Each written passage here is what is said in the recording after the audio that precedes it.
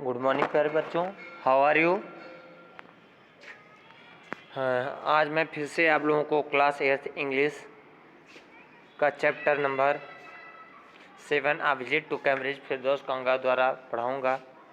इस चैप्टर को मैंने वीडियो फर्स्ट और सेकंड के द्वारा आधा पढ़ा दिया था, आधा बाकी है जो इस वीडियो में पढ़ेंगे। उम्मीद करूँगा आप लोग जो पिछला वीडियो अगर नहीं देखे हैं तो इसको देखेंगे और वीडियो कैसा लगा इसको ज़रूर बताएंगे। तो चलिए मैं स्टार्ट करता हूँ। देखिए, हम लोगों को यहाँ से पढ़ना है एट फर्स्ट ग्लिम्स यहाँ तक हम लोग पढ़ चुके थे, द वर्ल्ड तक हम लोग पढ़ चुके थे। ओके, कि जब वो मुस्कुराए तो ऐसा लगा कि दुनिया की सबसे बहुत अच्छी मुस्कुराहट हो। First glimpse of him is shocking. उनसे ग्लिम्स माने झलक, उनसे मिलने का जो पहला झलक था, उनका जो पहला झलक था तो शॉकिंग वाला था। Because he is like a still photograph, क्योंकि वो अभी भी एक शांत फोटो की तरह दिख रहे थे, फोटोग्राफ की तरह। As if all those pictures of him in magazines and newspapers have turned 3 dimensional. ऐसा लग रहा था कि जैसे कोई पिक्चर होता है, मैगजीन होता है, 3 डायमेंशनल में होते हैं, उसी तरह से। Then you see the head twisted sideways into a slump. ये क्या किया गया, अब इनके बारे में बताया जा रहा है, ये कैसे दिख रहे थे स्टीफन हॉकिंस।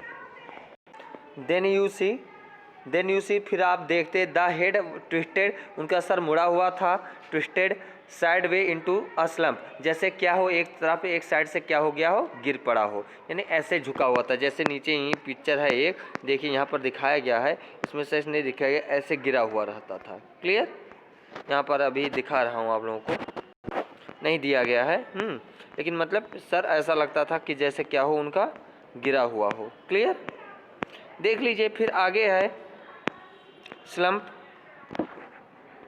यहाँ से पढ़ना है, आप लोग फिर से देख लीजिए। स्लम्प के बाद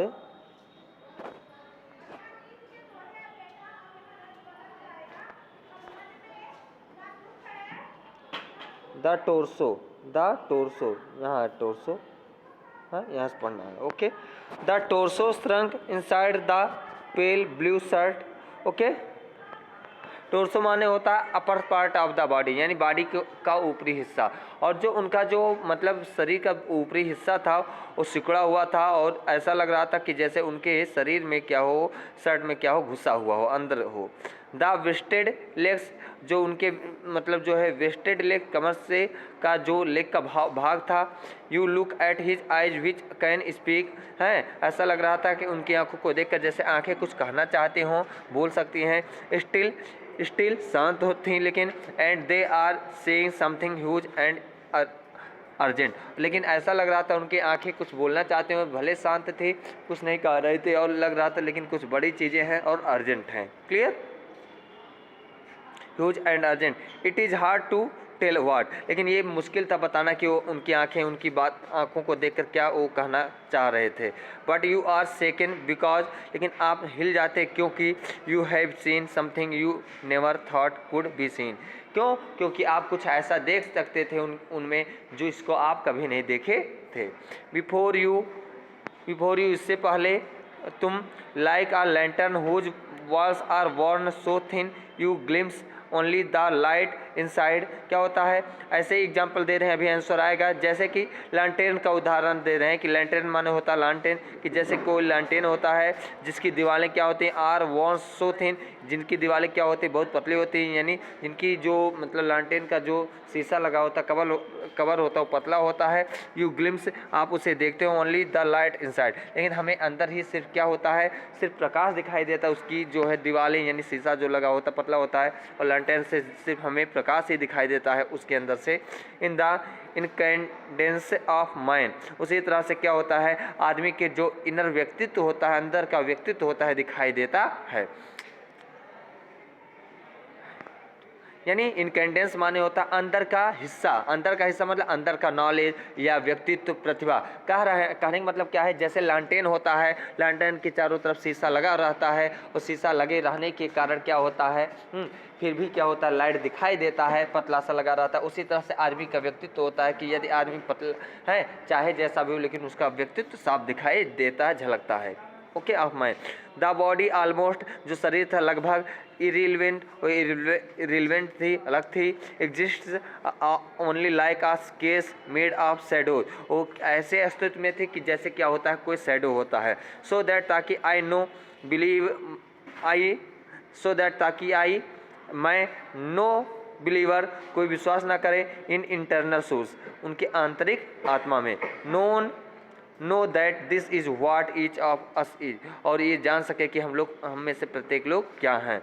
okay, everything else and accessory, और हम लोगों में से एवरीथिंग एल्स एंड एसेसरी, और जो प्रत्येक चीज़ें थीं वो क्या थी, एक एसेसरी थी, जो कि एसेसरी का मतलब जैसे जरूरी ना हो लेकिन एक्स्ट्रा के रूप में हो। ओके, इस तरह से थी। Okay, what do you think, आप जो सोचते हो, is the best thing about being disabled, और यानी आप जो सोचते हैं डिसेबल्ड के बारे में उसके बारे में बताइए। I had asked him earlier, मैंने उनसे पहले ही पूछ लिया, यानी आप डिसेबल्ड के बारे में क्या सोचते हैं, दिव्यांग के बारे में क्या सोचते हैं, इसके बारे में बताएं। I don't think there is anything good about being disabled, मुझे नहीं लगता है कि कोई चीज़ बहुत अच्छा होता है डिसेबल्ड यानी अपंग होने में, दिव्यांग होने में। I think I said you do discover how much kindness there is in the world, हाँ, लेकिन ये ज़रूर लगता है कि यदि आप डिसेबल्ड हैं तो आपको ये दयालुता का पता ज़रूर लग जाता है कि दुनिया में कितनी दया है। Okay okay, in the world. Yes he said, उन्होंने कहा हाँ। It was a disadvantage of his voice synthesizer, ये उनकी वॉइस के सिंथेसाइजर जो इकट्ठा करके बोल रहे थे, जोड़ कर बोल रहे थे आवाज़ों को, that it could not convey no inflection, जिनमें से क्या था, जो मैसेज आ रहा था उसमें कोई इन्फ्लेक्शन नहीं था। इन्फ्लेक्शन का मतलब क्या होता है कि जैसे हम लोग बातें बोलते हैं, कोई चीज़ बोलते हैं तो भावना के साथ बोलते हैं, तो बातों को बोलने से क्या हो जाता है, भावनाएं पता चलती हैं, आदमी दुख से बोल रहा है, खुशी से बोल रहा है, किस तरह से बोल रहा है। लेकिन जब कोई मशीन के द्वारा बोलता है, स्टीफन हॉकिंग मशीन के द्वारा बोलते थे, तो वो तो बोलते थे लेकिन उनकी बातों में वो भावना नहीं झलकता था कि वो कैसे बोल रहे हों, हैं। ओके, तो कहाँ गया,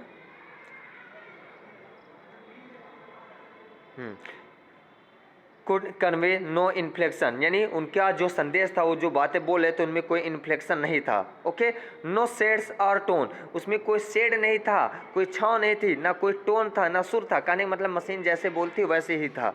okay, and I could not tell how enthusiastically he agreed with me, लेकिन मैं ये आपको नहीं बता सकता है वो कितने प्रसन्न होकर मेरी बातों से सहमत थे।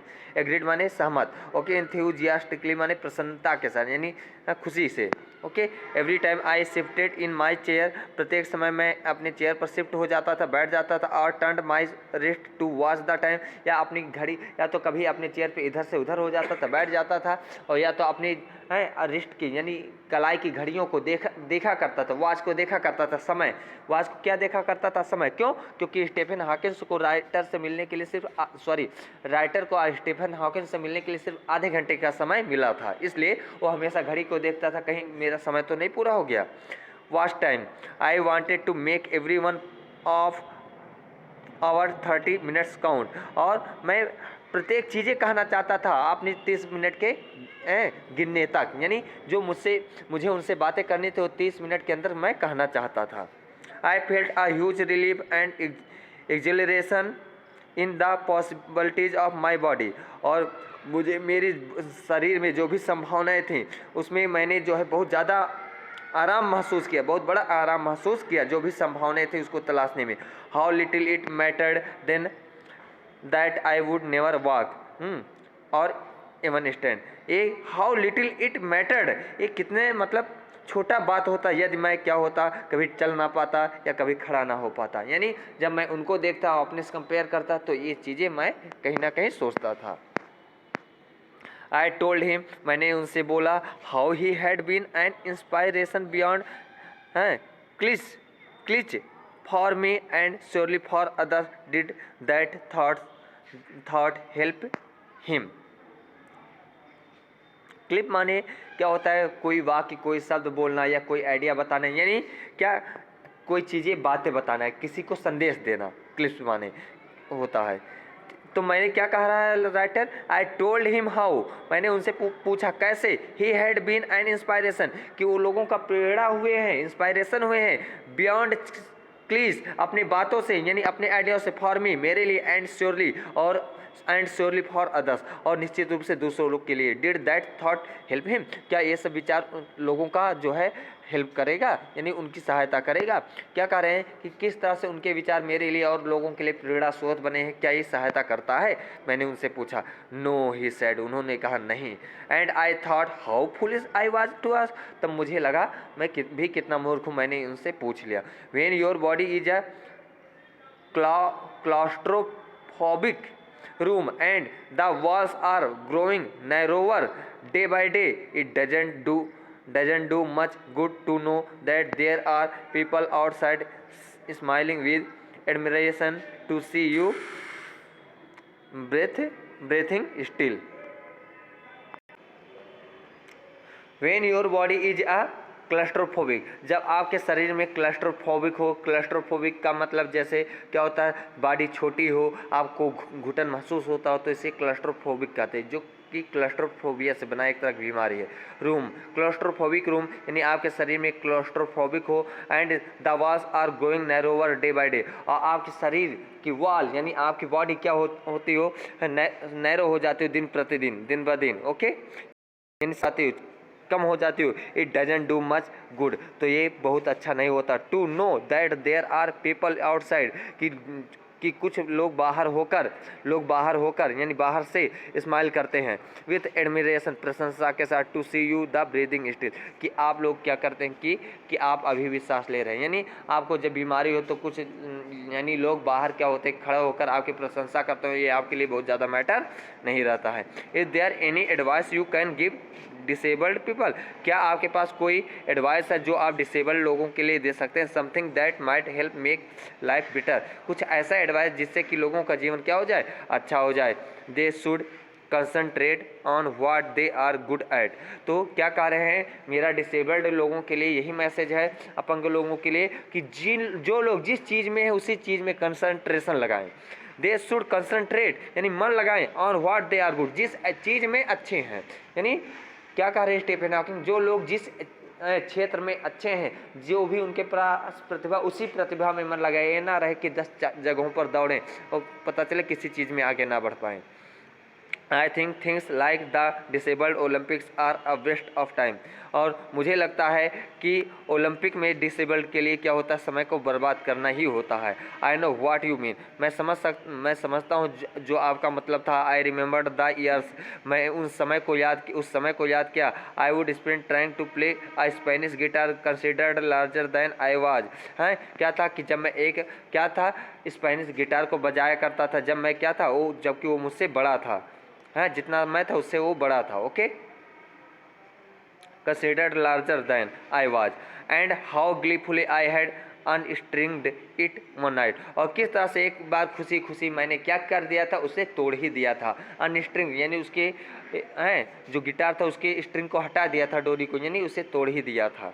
कहने का मतलब मैं उसे बजाना चाहता था, लेकिन जब मैं जानता हूँ नहीं बजा पाऊँगा तो इसलिए मैंने तोड़ ही दिया था, इसलिए उनकी बातों को सुनकर मुझे खुशी हुई।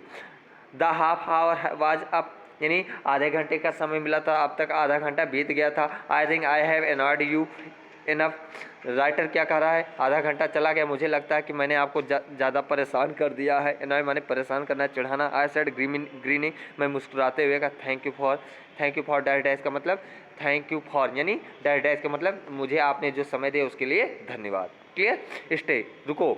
आई वेटेड, मैंने इंतज़ार किया, तब तक मैं जब चलने लगा तो उन्होंने कहा रुको, हैं आई वेटेड, मैं इंतज़ार, हैव सम टी, हम लोग कुछ चाय पीते हैं, हम लोग थोड़ा सा रुक जाओ, थोड़ा अब आए हो तो चाय पी कर जाओ, उन्होंने कहा। हॉकिंग ने, I can show you the garden, मैं तुमको अपना बगीचा भी दिखाऊंगा। The garden was as big as a park, उनका जो गार्डन था जैसे कोई पार्क होता है उतना बड़ा था, okay, as big as a park, but Stephen Hawking covered every inch, rumbling along in his motorized wheelchair while I dodged to keep out of the way। क्या था, जब मैं उनके साथ रास्ते में चलता रहा तो क्या था, वो पूरा का पूरा जो है बगीचा कैसे टहले अपनी मोटराइड व्हील चेयर से, यानी उनका जो व्हील चेयर था उसमें मोटर लगा था और क्या था, मोटर मतलब जब व्हील चेयर स्टार्ट करते थे तो व्हील चेयर के द्वारा वो अपने बगीचे में टहला करते थे। Okay, wheel chair while I dared to keep out of the way, और मैं उनसे दूर भी हो जाया करता। We could not talk very much, हम लोग बहुत ज़्यादा बात नहीं कर सके थे। The sun made him silent, क्यों, क्योंकि बगीचे में धूप था इसलिए वो शांत थे। The letters on his skin disappearing in the glare, और चमक के साथ जो भी लेटर्स थे, जो भी मतलब उनके स्क्रीन पर रहता था वो क्या हो जा रहा था, गायब हो जा रहा था। इसीलिए एन आवर लेटर, 1 घंटे बाद, we were ready to leave, हम लोग रेडी हो गए, यानी आधा घंटे का समय जब वो बगीचा दिखाने लगा, वो कहे चाय पियेंगे, तो आधे से 1 घंटा हो गया, यानी 1 घंटे के बाद हम लोग जो है रेडी हो गए थे एक दूसरे को लीव करने के लिए, जाने के लिए, यानी वो यहीं पे रहते, मैं चला जाता। I did not know what to do, मैं नहीं जानता था मुझे क्या करना है। I could not kiss him, और कहे ना तो मैं उनको किस कर सकता था ना तो रो सकता था। I turned his shoulder and wheeled out into the summer evening, और क्या हुआ, मैंने उनके कंधे को क्या किया, टच किया, हाँ, और उसके एंड व्हील्ड आउट, और क्या हुआ, पहिए से चलाते हुए मैं क्या हुआ उस समर इवनिंग में चला गया बाहर। आई लुक्ड बैक, मैं पीछे मुड़कर देखा, and I knew he was waving, तो मुझे मैं जब मैं पीछे मुड़कर देखा तो मैं जानता था कि वो मुझे वेव करेंगे, यानी जैसे लोग टाटा बाय बाय हाथ हिलाकर करते हैं वो मुझे वेव करेंगे। दो ही वाज वजन, लेकिन यद्यप उन्होंने नहीं किया। क्यों नहीं किया, क्योंकि उनका जब बॉडी पार्ट्स स्टीफन हॉकिंग का कुछ हिलता ही नहीं था तो कैसे टाटा बाय बाय सी यू करते। ओके, लेकिन मेरा मन कर रहा था कि अगर वो उनका हाथ हिलता तो मुझे टाटा करते। Okay, I looked back, sorry ये हो गया था वजन। वॉचिंग हिम, उनको देखकर, an embodiment of my best self embodiment माने होता अवतार या मूर्त रूप। वाचिंग हिम, उनको देखकर, an embodiment of my bravest self, तो मेरे अंदर भी एक बहादुर होने का भाव आता था, सेल्फ स्वयं में। The one I was moving towards, जब मैं क्या था आगे बढ़ रहा था। The one I had believe, और एक चीज़ जो था मैंने विश्वास कर लिया था, in for so many years, कई सालों तक एलोन, अकेले। I knew that my journey was over, कि मेरा जो समय जर्नी था, यात्रा तो क्या था, ओवर हो चुका था, समाप्त हो चुका था, फॉर नाउ, अब तक। फिर दोस्त कंका ने लिखा है फ्रॉम हेवन ऑन व्हील से। उम्मीद करूँगा प्यारे बच्चों कि आप लोगों को अच्छे से लेसन समझ में आया होगा। आप लोगों को कैसा लगा इसको ज़रूर बताएं। मिलते हैं आप लोगों से अगले वीडियो में, तब तक के लिए थैंक यू।